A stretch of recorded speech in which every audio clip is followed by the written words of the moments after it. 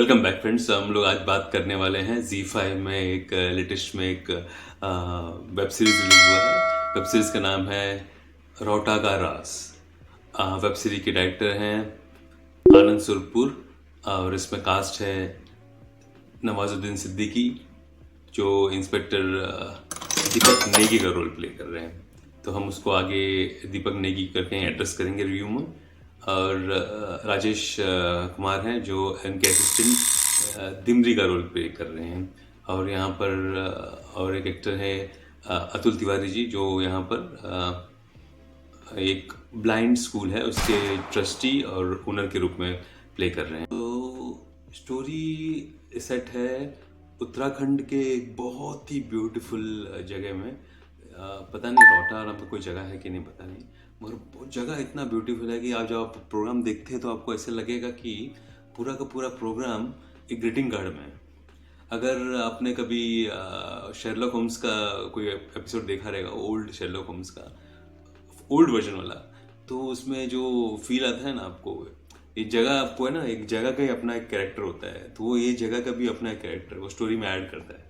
आपको हर वक्त वो स्टोरी में वो जगह का फील देगा, वो जगह आपको वो मतलब इम्पोर्टेंस दिखाएगा स्टोरी का।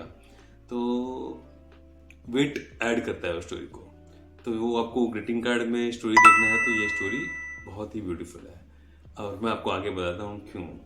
कि एक छोटा सा गांव है, ज़्यादा लोग नहीं है, वहाँ पर एक ओल्ड अंकल, दो ओल्ड अंकल लोग बैठ के, अभी सब समझो जा गाँव कितना बड़ा है उनके, दो ओल्ड अंकल लोग बैठ के हमेशा वो बात करते रहते हैं आपस में। और ये स्टोरी में जब मर्डर होता है यहाँ पर एक स्कूल की, एक जो ब्लाइंड स्कूल की एक टीचर होती है, वो उसकी मर्डर हो जाती है। तो वो दो आदमी लोग जो है ना, वो कम से कम पूरे मूवी में जो 1 hour 54 minutes समथिंग है, वो लोग बोलते हैं कि ये दीपक नेगी, ये दो अंकल लोग बोलते हैं कि दीपक नेगी तो ये केस सॉल्व कर लेगा। थोड़ा अजीब सा है लेकिन कर लेगा ऐसा ऐसा 4 बार बोलते हैं। तो वो देखने में थोड़ा अच्छा भी लगता है, पर उस at the same time cute लगता है और कैरेक्टर को बिल्ड भी करता है ना, कि वो इंटरेस्ट क्रिएट करता है कि दीपक नेगी ये कर लेगा कर लेगा। तो एक तो वो है। प्रोग्राम शुरू होता है एक बैक स्टोरी के साथ। अगर आपने लियम नीसन का वो मूवी देखा होगा ग्रे, ये वाली मूवी ग्रे, तो आपको वो Liam Neeson is constantly fighting his past. वो हर वक्त अपने जो गुजरे हुए वक्त से लड़ने की कोशिश करते हैं। तो इसमें भी वही होता है। नवाजुद्दीन सिद्दीकी का जो कैरेक्टर है दीपक नेगी, जो इंस्पेक्टर है, वो उनको हमेशा बैक स्टोरी में जाती है ड्रीम्स में, और उनको सेम उसी तरह जैसे लियम नीसन ग्रे मूवी में ड्रीम्स में आते हैं, उसी तरह उनको वो उनका एक जो पहले का प्यार वो याद आता रहता है, और कैसे बिछड़ते हैं, फिर क्या होता है। वो स्टोरी एंडिंग में बहुत ही लॉजिकल है और वो स्टोरी जस्टिफाइड है। ये प्रोग्राम में कहीं भी कुछ भी आलतू फालतू नहीं है, प्रोग्राम लॉजिकल है। और at the same time social message भी दिया है, जैसे कि वो जब उनको एक बहुत बड़ा कैश का लॉट मिलता है, वो जो जहाँ पर मर्डर हुआ था वहाँ पर, तो वो जब ये पुलिस लोग फोटो खींचते हैं ना, तो ये जो डिमरी का कैरेक्टर है वो दीपक नेगी को बोलता है कि सर सबका फोटो निकालना है, क्योंकि वो कैश बहुत होता है ना, उसका बोलने का मतलब होता है कि थोड़ा रख सके। तो वो बोलता है मेरे 5 बच्चे हैं। पॉपुलेशन कंट्रोल पे भी उन्होंने बात की है, यानी पॉपुलेशन कंट्रोल देश के लिए कितना ज़रूरी है उस पर भी उन्होंने बात किया है। अच्छी बात है, करना चाहिए, ज़रूरी है कि रिसोर्सेस कम है, कंट्री का लैंड साइज छोटा है, पॉपुलेशन बढ़ता जाएगा तो भले कितना भी ग्रोथ कर ले किसी को नौकरी नहीं मिलेगी, सेटिस्फेक्शन किसी को नहीं होगा। तो पॉपुलेशन के ऊपर भी बात किया उन्होंने। फिर उसके बाद स्टोरी में सबसे इम्पोर्टेंट बात है कि ये वन ऑफ दो स्टोरीज है जहाँ पर ये लोग ने, ये तो पॉपुलेशन कंट्रोल के ऊपर मैसेज तो किया है, इसके अलावा सबसे इम्पोर्टेंट बात है कि इन्होंने ब्लाइंड स्कूल्स पे बात किया है। यानी कि अब कितने मूवीज होंगे, अब कितने प्रोग्राम्स होंगे जो ब्लाइंड स्कूल्स के ऊपर बात करते हैं।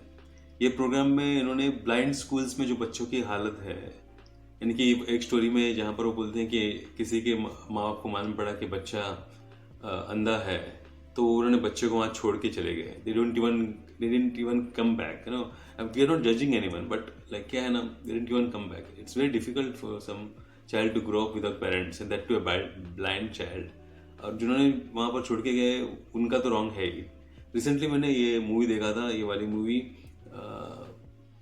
श्रीकांत बोला के ऊपर जो मूवी थी, उसमें वो जो स्ट्रगल है ब्लाइंड आदमी का ग्रो होने का, वो एक मैसेज है समाज के लिए। उसी तरह से ये जो प्रोग्राम है, ये जो एपिसोड बना, ये लोग ने सीरीज बनाया है, एक्चुअली वेब सीरीज नहीं, ये वन शॉट प्रोग्राम है, 1 आवर 15 मिनट्स का मूवी है। तो ये लोग ने जो बनाया है वो काबिल तारीफ है, बिकॉज इन्होंने जो ब्लाइंड बच्चे होते हैं, इनके जीवन कैसा होता है, इनके जीवन के ऊपर मूवीज बनना बहुत रेयर है। रिसेंटली एक श्रीकांत बोला जी के ऊपर जो मूवी बना वो, और ये वाला है। तो क्या होता है कि कोई भी समाज में कोई भी चेंज आने के लिए समाज को उसके बारे में बात करना पड़ता है। जब तक कोई चीज़ के बारे में बात नहीं होती तो उस पर कोई एक्शन नहीं होता है। बात करने से वो फटाफट रिजल्ट नहीं निकलेगा, फटाफट रिजल्ट तो कभी निकलता नहीं है। बात करने से जब बात एक पर्टिकुलर से there is a particular word है कि यहाँ पर एक पर्टिकुलर मोमेंटम तक पहुँचता है, पर्टिकुलर लेवल तक पहुँचता है कन्वर्सेशन, तब जाके वो आगे उसका फलस्वरूप निकलता है। तो इन्होंने उसके ऊपर बात किया है। फिर उसके बाद प्रोग्राम में पॉलिटिकल एंगल भी है कि ब्लाइंड स्कूल के ऊपर बिल्डर्स लोग का नज़र है, तो पॉलिटिकल कनेक्शंस, फिर जैसे कि अलग अलग मिनिस्ट्री से प्रेशर आना। तो जैसे उनको दीपक नेगी को ऑफर दिया था कि वो पर्टिकुलर केस को, ये जो रिलेटेड है केस जिसमें प्राइम सस्पेक्ट के रूप में जो हॉस्पिटल ब्लाइंड स्कूल के जो मेन आदमी होते हैं, ट्रस्टी होते हैं, ओनर होते हैं, केसरी जी, उनके ऊपर डाउट जाता है। और एंडिंग में तो पूरा स्टोरी पूरा चेंज हो जाता है। मैं ये स्टोरी एंडिंग में जो दीपक नेगी का कैरेक्टर है उसने एक डिसीजन लिया है, यानी कि वो like it's a decision taken by him to save someone, किसी को बचाने के लिए वो डिसीजन लिया है। तो वो डिसीजन क्या है, कैसा है, वो ऐसा है कि अगर ऐसे कि दीपक नेगी ने एक डिसीजन ऐसा लिया है जहाँ पर वो ही फ्रेम समवन, और वो फ्रेम इसलिए करता है कि वो किसी और को बचा सके। यानी कि एक कैरेक्टर है जो, आप अगर ये प्रोग्राम देखो तो आपको अच्छा लगेगा। नॉर्मल प्रोग्राम होता तो मैं एंड बोल देता, मगर ऐसा लगता है कि मुझे ये देखना चाहिए, तो उसके लिए मैं एंड नहीं बताऊंगा। तो ये जो फ्रेम करने के पीछे उनका जो लॉजिक है, वो एक लेटर के थ्रू वो एक जो रियल किलर रहता है उसको लेटर लिखते हैं, उसमें वो पूरा डिस्क्राइब करते हैं। और ये प्रोग्राम में आपको स्टार्ट से लेकर एंड तक कहीं भी बोर नहीं होता है। मैं ये देख रहा था कि कहीं मैं बोर हो रहा हूँ क्या, बोर नहीं होता है। ये प्रोग्राम में कहीं भी अश्लीलता, गंदगी और हाँ लाइक कुछ नॉर्मल प्रोग्राम्स में होते हैं ना कि इनडायरेक्टली इसको टॉन्ट करना, उसको टॉन्ट करना, ऐसा कुछ नहीं है। तो जहाँ तक सवाल है ये प्रोग्राम आपको देखना चाहिए कि नहीं देखना चाहिए, जो भी है 1 घंटे का और 2 घंटे के आसपास का है, आपको ज़रूर देखना चाहिए। ये आपको काफ़ी अच्छा लगेगा। इसी के साथ हम फिर मिलेंगे, तब तक take care, bye bye, see you again.